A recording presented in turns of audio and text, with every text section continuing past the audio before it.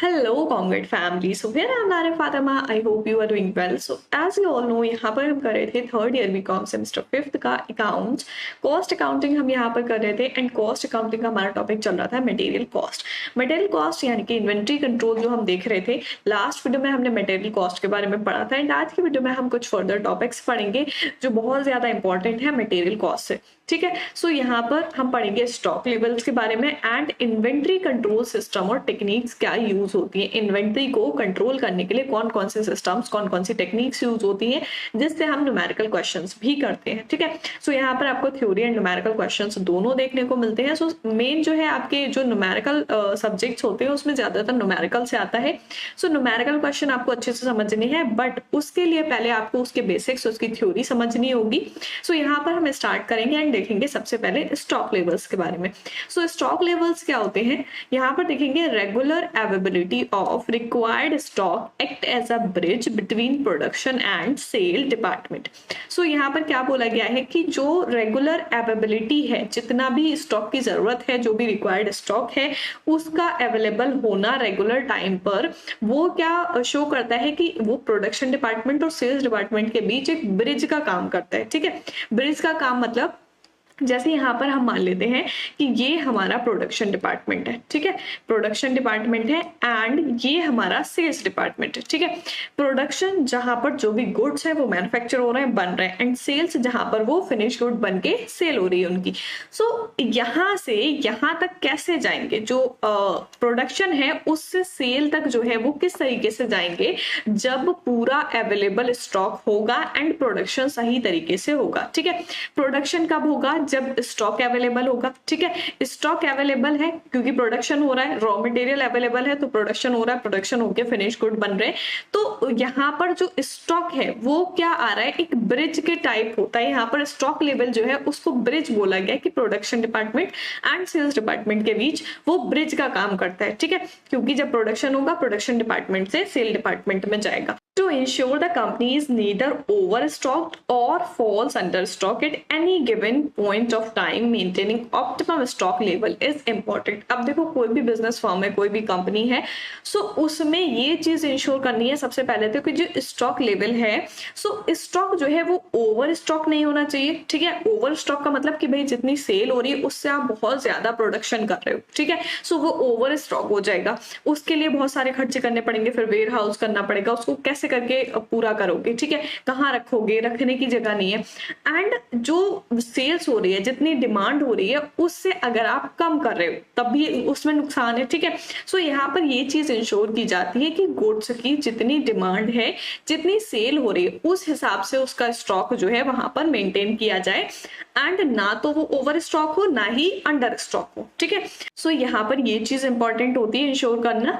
अब हम देखेंगे रीऑर्डर लेवल क्या होता है। रीऑर्डर लेवल का मतलब यहाँ पर क्या है, it refer to that level of point where the required stock is reordered. यहाँ पर क्या बोला गया है, रीऑर्डर्ड का नाम से समझ में आ रहा है। ठीक है, रीऑर्डर्ड वो लेवल है जहां पर क्या होता है, जिस भी स्टॉक की जरूरत होती है, रिक्वायर्ड स्टॉक को दोबारा से ऑर्डर किया जाता है, उसको हम बोलते हैं रीऑर्डर लेवल।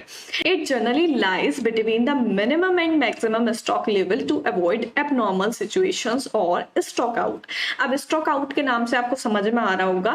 सो यहाँ पर जो रीऑर्डर लेवल है वो क्यों बनाया जाता है, कि मिनिमम और मैक्सिमम स्टॉक लेवल के बीच में आता है। ठीक है, एंड यहाँ पर ये किस लिए बनाया जाता है कि जो भी एबनॉर्मल सिचुएशन है या स्टॉक आउट की जो सिचुएशन है उसको अवॉइड करने के लिए यहाँ पर रीऑर्डर किया जाता है। सो रीऑर्डर, जो रीऑर्डर लेवल है स्टॉक का, उसका फॉर्मूला आपको क्या देखना है यहाँ पर, maximum reorder period into minimum usage. जितना मैक्सिमम रीऑर्डर पीरियड होगा, टाइम पीरियड होगा, और उसकी मल्टीप्लाई कर देनी है मैक्सिमम यूसेज से। ठीक है, एंड यहाँ पर दूसरा फॉर्मूला आपको गिवन है, आप ये भी यूज कर सकते हो, minimum level plus average rate of consumption into average lead time.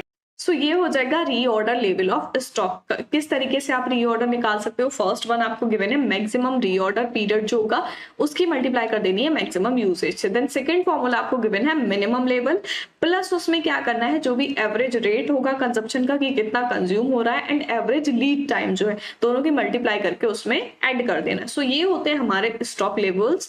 And then next हम देखेंगे रीऑर्डर के बाद मिनिमम लेवल। मिनिमम लेवल कौन सा होता है, अभी हमने देखा रीऑर्डर लेवल क्या है, मिनिमम एंड मैक्सिमम के बीच का। अब हम देखेंगे कि मिनिमम लेवल कौन सा होता है। नाम से समझ में आ रहा है, it refer to that level of stock which needs to be maintain throughout to ensure that there no hindrance in the production process. यहाँ पर मिनिमम लेवल क्या है, वो लेवल है स्टॉक का जहां पर ये बोला जाए कि इसको मेंटेन करना जरूरी है। क्यों जरूरी है, क्योंकि अगर इससे कम होगा स्टॉक तो वहां पर प्रोडक्शन प्रोसेस में कुछ ना कुछ प्रॉब्लम आएगी, कुछ ना कुछ हिंड्रेंस आएगी। क्यों, क्योंकि जब स्टॉक की कमी होगी तो वहां पर प्रोडक्शन लेवल में थोड़ा सा उसको बढ़ाना पड़ेगा, और जब बढ़ाएंगे तो चेंज होने की वजह से उसमें कुछ ना कुछ प्रॉब्लम होगी। तो मिनिमम लेवल वो है कि भाई अगर आपकी रोज की सेल इतनी है देन आपके पास उतना स्टॉक अवेलेबल होना चाहिए, वो मिनिमम लेवल कहलाता है।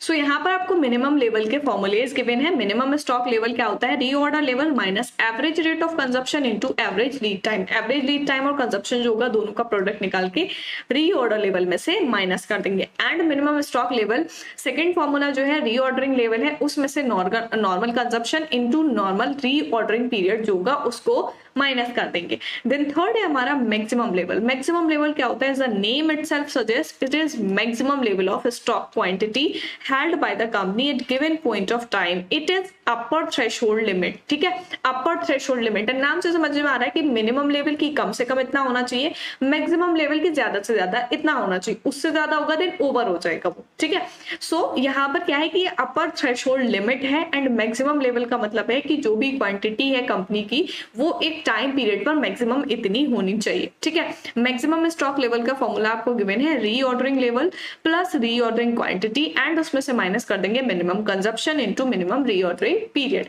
सो फॉर्मूले आपको ध्यान से देखने हैं क्योंकि आगे हम न्यूमेरिकल क्वेश्चंस भी इसके करेंगे, तो आपको फॉर्मूले लर्न होने चाहिए उसके लिए। ठीक है, सो देखो minimum maximum and reordering level समझ में आ गया। अगर हम यहाँ पर देखें कि ये स्टॉक लाइन है, ठीक है, सो ये जो मिनिमम है यहाँ पर, ठीक है, कि कम से कम स्टॉक जो है वो इतना होना चाहिए। अगर कम से कम स्टॉक है कि 100 यूनिट्स होनी चाहिए। ठीक, उसके बाद आता है रीऑर्डरिंग। ठीक है, रीऑर्डरिंग इन दोनों के बीच में आता है। अब रीऑर्डरिंग में क्या है, 500 यूनिट्स। ठीक, एंड मैक्सिमम लेवल क्या है कि ज्यादा से ज्यादा जो होना चाहिए वो कितना होना चाहिए, वो होना चाहिए 1500। ठीक है, सो यहाँ पर क्या बोला है कि मिनिमम लेवल जो इतना स्टॉक होना ही चाहिए कम से कम, एंड मैक्सिमम की ये भाई लिमिट है इतना, इससे ज्यादा नहीं होना चाहिए, देन वो ओवर हो जाएगा। ठीक है, सो समझ में आ गया minimum, reorder and maximum. Then next हम देखेंगे डेंजर लेवल। अब डेंजर लेवल कौन सा है, it refer to that level below which the quantity of stock should not fall. Danger level उसको हम कहते हैं, डेंजर लेवल का फॉर्मूला भी हमें यहाँ पर गिवन है कि जितना स्टॉक होना चाहिए उस लेवल से नीचे पहुंचे। ठीक है, कि जैसे अभी हमने देखा कि मिनिमम लेवल जो है, ठीक है, मिनिमम लेवल से नीचे पहुंच गया है। ठीक है, सो अब इससे और नीचे नहीं जाना चाहिए, देन वो डेंजर लेवल हो जाएगा। ठीक है, सो डेंजर लेवल कैसे निकल के आएगा, average consumption into lead time of emergency purchase. So average consumption जो होगा उसकी मल्टीप्लाई कर देंगे लीड टाइम इमरजेंसी परचेज के लिए जो होगा। देन नेक्स्ट है safety and buffer stock. Safety और बफर स्टॉक नाम से समझ में आ रहा है कि ऐसे स्टॉक जिसको हम सेफ्टी के लिए रख लें। ठीक है, it refer to that contingency stock that shall be maintain to meet unwarranted और लास्ट मिनट इमरजेंसीज। ऐसी इमरजेंसीज जो इमरजेंसीज का तो देखो पता ही नहीं होता, ठीक है, कि कब आ जाए, एंड ऐसी सिचुएशन जहां पर हमें एकदम से स्टॉक की जरूरत पड़े, तो उस टाइम के लिए जो हमारे पास स्टॉक हो वो बफर स्टॉक वाला या फिर सेफ्टी स्टॉक वाला होता है। ठीक है, देन नेक्स्ट है लीड टाइम या रीऑर्डर पीरियड। रीऑर्डर पीरियड क्या होता है या लीड टाइम क्या होता है, अभी आपने फॉर्मूले में देखा। So it refer to time gap between placing an order and receiving an order. देखो अगर नॉर्मली हम बात करें, देन आपने जो है बहुत सारे ऐसे ऑर्डर्स किए होते हैं। आजकल तो बहुत ज्यादा ई कॉमर्स का जमाना है, ऑनलाइन ऑर्डर्स आप लोग के आते ही होंगे, कुछ ना कुछ ऑनलाइन ऑर्डर किया होगा। सो जब कोई भी कस्टमर ऑर्डर करता है, सो ऑर्डर करने से उस ऑर्डर के रिसीव होने तक का जो टाइम पीरियड होता है, उस टाइम पीरियड को हम क्या बोलते हैं, लीड टाइम। ठीक है, उसको हम लीड टाइम बोलेंगे। क्यों? क्योंकि लीड टाइम से यहाँ पर क्या मतलब है कि जो भी स्टॉक है, तो ऑर्डर किया आपने तब से फिर उसका सारा प्रोसेसिंग स्टार्ट होता है कि भाई अगर प्रोडक्ट नहीं है उसका प्रोडक्शन किया जाएगा एंड वो आपके ऑर्डर के लिए तैयार किया जाएगा। ठीक है, ऑर्डर है देन उसको आप तक पहुंचाया जाएगा। सो यहाँ पर ऑर्डर करने से रिसीव करने तक जो भी टाइम पीरियड होता है उसको हम बोलते हैं लीड टाइम। ठीक है, ये समझ में आ गया। देन नेक्स्ट पॉइंट हम देखेंगे इन्वेंट्री कंट्रोल सिस्टम और टेक्निक्स। सो अभी हमने देखे स्टॉक लेवल्स क्या होते हैं, मिनिमम मैक्सिमम रीऑर्डरिंग लेवल होते हैं। ठीक है, एंड लास्ट होता है हमारा डेंजर लेवल जो सबसे कम पे आ जाता है। ठीक है, अब हम नेक्स्ट पॉइंट देखेंगे इन्वेंट्री कंट्रोल सिस्टम्स या टेक्निक्स क्या होती हैं, क्या टेक्निक्स यूज होती हैं, क्या सिस्टम्स यूज होते हैं इन्वेंट्री को कंट्रोल करने के लिए या स्टॉक को कंट्रोल करने के लिए। Various techniques are used in controlling the inventory. Some popular and important technique are as under.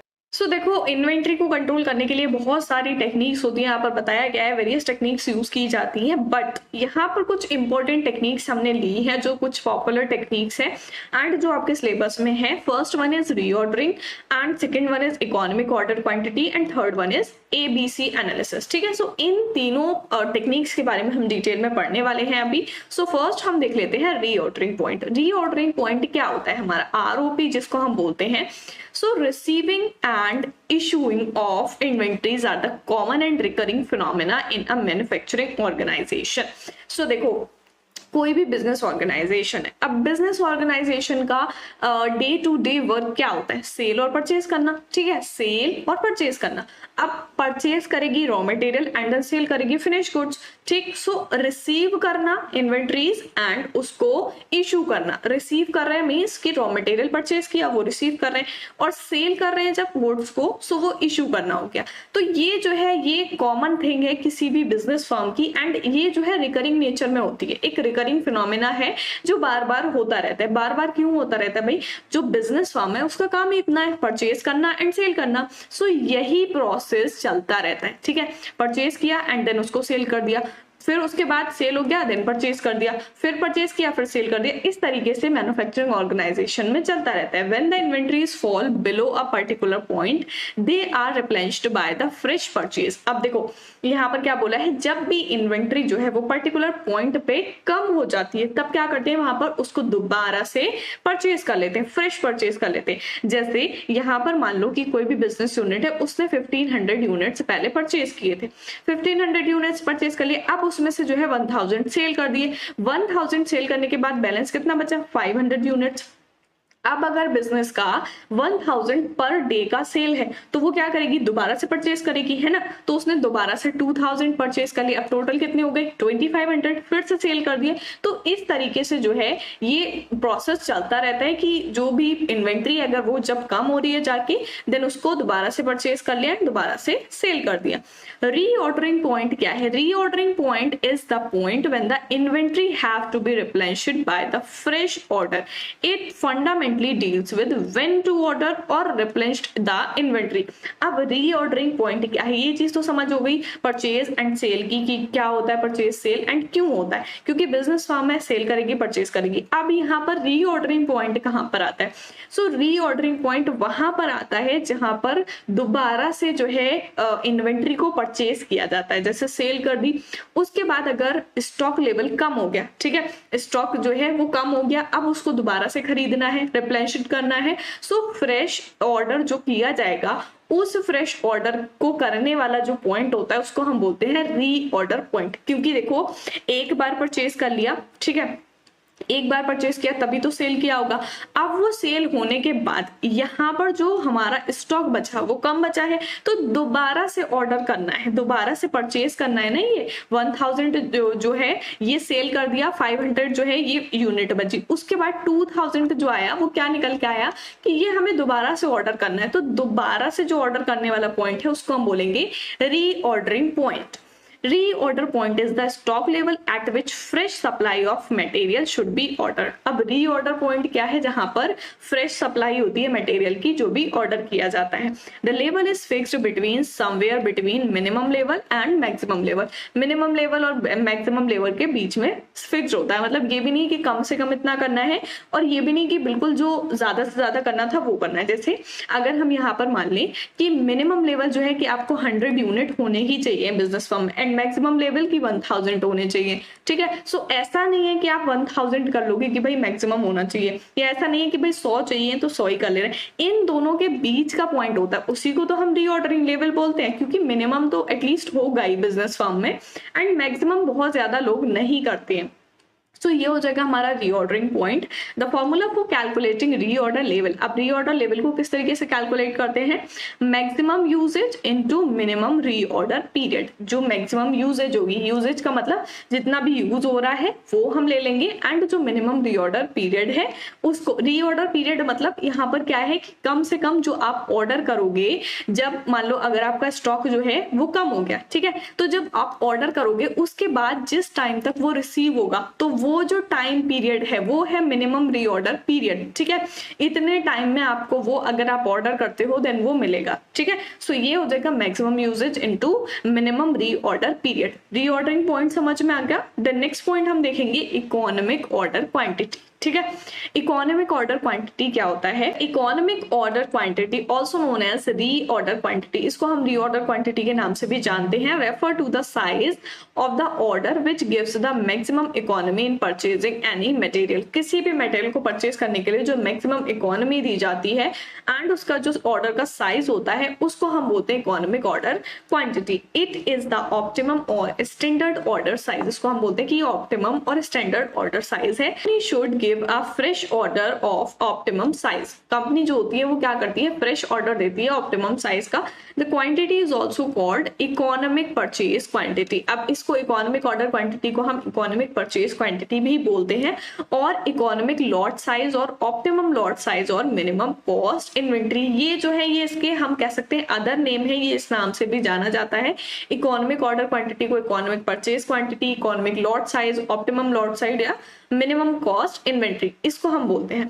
In fixing the economic order quantity the following cost are considered. जब हम मिनिमम जो क्वांटिटी होती है हमारी ऑर्डर क्वांटिटी या economic order quantity होती है उसको फिक्स करने के लिए हमें कुछ कॉस्ट जो है वहां पर कंसिडर करनी पड़ती है। सो वो कौन कौन सी कॉस्ट है, फर्स्ट है हमारी ordering cost and then second है इन्वेंट्री कैरिंग कॉस्ट। सो देखो इकोनॉमिक ऑर्डरिंग कॉस्ट क्या है समझ में आ गया। जैसे मान लो जितनी भी यूनिट हमें ऑर्डर करनी है, क्वांटिटी का मतलब यहाँ पर क्या है कि कितनी क्वांटिटी रीऑर्डर करनी है, वही होती है इकोनॉमिक ऑर्डर क्वांटिटी। सो इसमें दो कॉस्ट लगती है, first one is ordering cost and second one is carrying cost. So formula आप इसका देख लीजिए। इकोनॉमिक ऑर्डर क्वांटिटी में क्या होता है, अंडर रूट में हमारा 2 से तो मल्टीप्लाई करना ही है, उसके बाद एनुअल कंजप्शन क्या होता है, ए का मतलब है यहाँ पर एनुअल कंजप्शन, एंड देन उसके बाद मल्टीप्लाई होगी जो भी ऑर्डरिंग कॉस्ट है एंड इसकी डिवाइड कर देंगे हम सी से यानी कि कैरिंग कॉस्ट से, ठीक है। समझ में आ गया। सो इसमें कौन कौन सी कॉस्ट लग रही है, यहाँ पर एनुअल कंजप्शन आ गया हमारा, उसके साथ हम मल्टीप्लाई करते हैं ऑर्डरिंग कॉस्ट की एंड डिवाइड करते हैं टोटल जो भी हमारी कैरिंग कॉस्ट होती है। सो इसमें दो कॉस्ट लगती है हमारी, ordering cost and carrying cost. So economic order quantity समझ में आ गया किस तरीके से निकालेंगे इसका जो न्यूमेरिकल क्वेश्चन होगा। अगर आपको कोई भी क्वेश्चन गिवन है एंड उसमें बोला इकोनॉमिक ऑर्डर क्वांटिटी निकालिए, देन आपको क्या चीज चाहिए, एनुअल कंजप्शन चाहिए, ऑर्डरिंग कॉस्ट चाहिए एंड कैरिंग कॉस्ट चाहिए, ठीक है। सो ये हो जाएगा हमारा economic order quantity. The next point देखेंगे assumptions of economic order quantity. क्या क्या एजम्पशंस होती है इकोनॉमिक ऑर्डर क्वांटिटी की, ठीक है। So there is only one product involve, इसमें जो है सिर्फ एक प्रोडक्ट इन्वॉल्व होना चाहिए, जिसका भी ऑर्डर दिया जा रहा है वो एक प्रोडक्ट होना चाहिए। एंड देन नेक्स्ट है annual usage demand requirement and no, मतलब पूरे साल में जो भी प्रोडक्ट है उसकी कितनी डिमांड आ रही है, सो उसी हिसाब से तो उसको ऑर्डर किया जाएगा। सो जो डिमांड है उस प्रोडक्ट की वो उसकी पता होनी चाहिए कि एनुअली डिमांड कितनी है। Usage is spread evenly throughout the year so that the usage rate is reasonably constant. Usage जो है वो पूरे ईयर का होना चाहिए, ठीक है, थ्रू आउट द ईयर होना चाहिए, ताकि जो यूजेज रेट है वो रीजनेबली कैसा रहे, कांस्टेंट रहे। इट मीन्स कि अगर पूरा एक ईयर है, ठीक है, 1 ईयर में यहाँ पर जो भी यूजेज रेट है वो सेम रहना चाहिए, चेंज नहीं होना चाहिए, ठीक है, तो वो पूरे ईयर की मान के चलते हैं। देन नेक्स्ट है हमारा lead time does not worry. जो लीड टाइम है, अभी हमने देखा कि लीड टाइम क्या होता है, लीड टाइम चेंज नहीं होना चाहिए, ठीक है, लीड टाइम जो है वो चेंज नहीं होना चाहिए, वेरी नहीं होना चाहिए, सेम रहना चाहिए। Each order is received in a single delivery. जो हर एक ऑर्डर है, ठीक है, वो कब रिसीव होना चाहिए, सिंगल डिलीवरी में रिसीव होना चाहिए। There are no quantity discount. वहां पर कोई भी क्वांटिटी डिस्काउंट नहीं होता, उसको हम मानते हैं economic order quantity. Quantity discount मतलब कि भाई अगर आप 100 यूनिट खरीद रहे हो तब वो आपको 10,000 की पड़ती है, ठीक है, एंड अगर आप 10,000 यूनिट भी खरीदोगे तो वो इसी रेट से आपको मिलेंगी। इस पे कोई भी ऐसा नहीं है कि अगर आप ज्यादा क्वांटिटी खरीदते हो देन उस पे डिस्काउंट मिलेगा। सो ये सारी assumptions होती है इकोनॉमिक ऑर्डर क्वांटिटी की। देन नेक्स्ट पॉइंट हम देखेंगे precautions in applying economic order quantity. कोई भी बिजनेस फर्म है तो वो अगर इस मेथड को यूज करती है, इस टेक्निक को यूज करती है, अप्लाई करती है, देन उसमें क्या प्रिकॉशंस लेने जरूरी होते हैं। First one is simplification of routine. Routine जो है उसको पहले सिंप्लीफाई करना होता है। ऑर्डरिंग इन पैकेज साइज, जो भी ऑर्डरिंग है उसको कैसे करेंगे, पैकेज साइज में करेंगे। And third economical freight rate, जो भी फ्रेट रेट लग रहे हैं उनको इकोनॉमिकल होना चाहिए। इकोनॉमिकल मतलब बहुत ज्यादा एक्सपेंसिव नहीं होने हैं।